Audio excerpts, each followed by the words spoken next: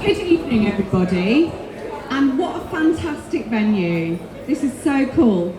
And what I'm loving in this campaign is the prevalence of young people. I've met so many cool young people. Honestly, young people, you're so much cooler than we ever were. But what I'm drawn towards in this campaign is how the lies are perpetuating. Just the lies. Never had it. I've been active in the Labour Party since I was 16, a young socialist. And yeah, and I'm proud. I am proud of that. I come from a working class background, and I had some very, very lucky breaks in my life. Some really, really lucky breaks. You know, so I wound up in a pop band, and like the gentleman said, the best-selling all-girl female band in the country ever. And that was hard work, let me tell you. And anybody that goes, oh, young people are woke. Well, I'd rather woke than broke, because if it's broken, if I feel as a woman that I am compromised and that I can't do what I love, or are challenged and are expected to be better just because I picked up a musical instrument, well, that is broken. But, thank you. So coming back to my initial theme, I was thinking, what if we brought up our children according to Tory rules, right?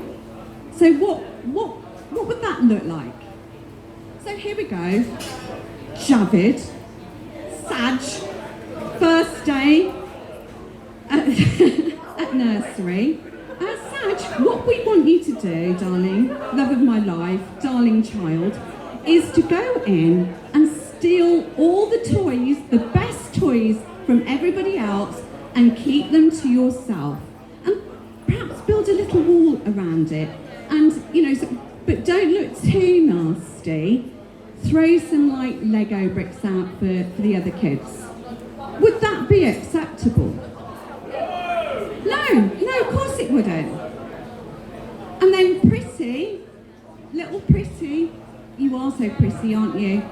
You're somebody from another country that was welcomed here, but what we'd like you to do at nursery today is to go in and tell all the other foreign-sounding or looking children that they're not welcome here.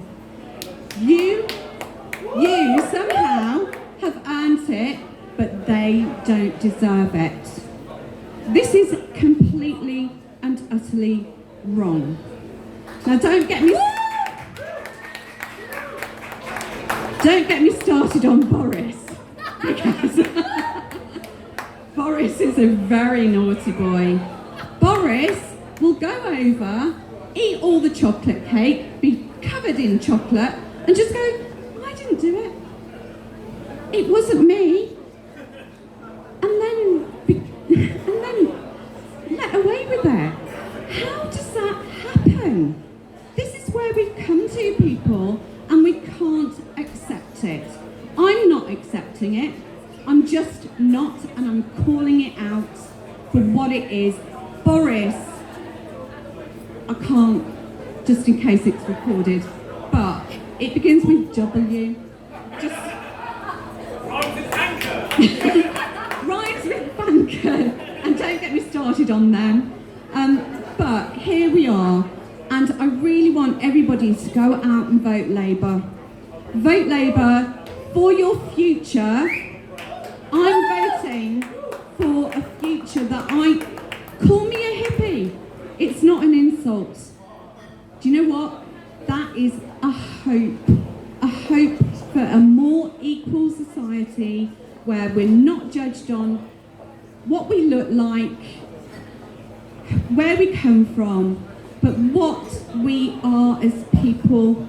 And the facts, here's the last thing that I'm going to say, because this is a thing that has made me cry. Actually made me cry. I saw the Dispatches programme on child poverty.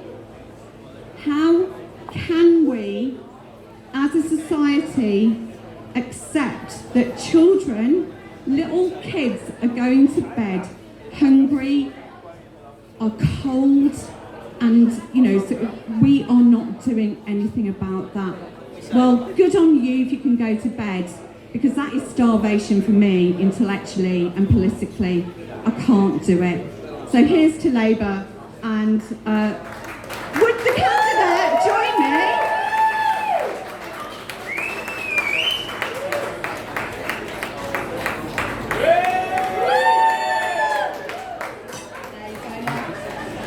Good evening, everybody. How are we? Welcome to Stourbridge. I fully recommend the Duck and Blonde. I'm on my first pint, so I'm getting up early this evening. My name is Peter Lowe, and I will be the next parliamentary Labour Party candidate for Stourbridge. And thank you for everybody who's put on this evening's event. A big round of applause for Ian Marrey, who played earlier. A friend of mine for over 30 years, and later you're going to, after I finish, you're going to have the fantastic Jess perform. Big round of applause for the upcoming Jess. I've known Jess for many years. Then we're going to have the Flares are going to come and play for you, ladies and gentlemen. The Flares, and I remember the Flares the first time round. And then we will have Novus, who are there, is out the back, and then we will finish off with the Blinders. And before we get there, I want to give a very clear political message from Jeremy Corbyn.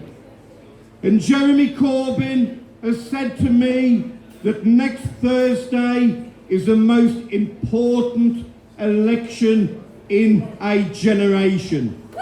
We have got to make sure that we get out to vote, we get our friends out to vote, because we can transform this country. We can transform this country for the many rather than the privileged few. We can say that our industries, those that our utilities, are best owned by me and you rather than those who make profit out of it. And I want to tell you a fairly quick story. I joined the Labour Party aged 15 because I saw what Thatcher was doing to the mining industry and working class people. And I knew then, as I know today, that only the movement of Labour, the Labour Party, will protect working class people. 2 years later, I was standing with my brothers and sisters against Section 28, which discriminated against gay, lesbian and transgender people. And I was doing that as a heterosexual male because it matters not who you love, but that you do love. And 3 years later, the BNP, the National Front and the fascists came to Dudley. And we united those with faith and those without faith. All genders, all classes, to say not in our name, that we have got so much together when we unite than whatever will divide us. And that's what brings us on to Boris Johnson, Rees-Mogg and the rest of that Burlington club, that they have got nothing in common with the likes of you and me. So the message, friends, is very clear. That we have a once-in-a-lifetime opportunity to transform not just Stourbridge or the West Midlands, or indeed this country. We have the chance to transform internationally, to say it is not right that we sell arms to countries to then use on their own defenceless people, and we will have no truck with people who take money off us and then embark on human rights abuses on their own. That we will say very clearly that as the 5th richest nation on earth, that we have a climate responsibility for the poorest countries on earth who suffer as a result of our policies.